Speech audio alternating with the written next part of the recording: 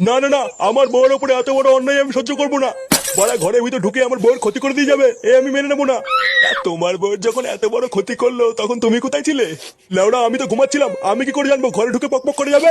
বোধহয় বালচা ক্লাবের পল্টু যদি আমি বাল না ছেড়ে ফেলেছি তাহলে আমার নাম বান্টু না। আহা বান্টু, তুমি একটু শান্ত হও। তুমি নিজের চোখে দেখেছো তো এটা পল্টুরই কাজ? হ্যাঁ লেওড়া, আমি নিজের চোখে দেখেছি আমার বউয়ের পাশে শুয়ে রয়েছে। চোরের বাচ্চাটা গাঁজা খেয়ে আমার ঘরে ঢুকে বউয়ের পুঙ্গা মেরে দিয়ে গেছে, আমি লেওড়া ওকে ছাড়বো না। এ কি দাদা, এখানে কি হয়েছে?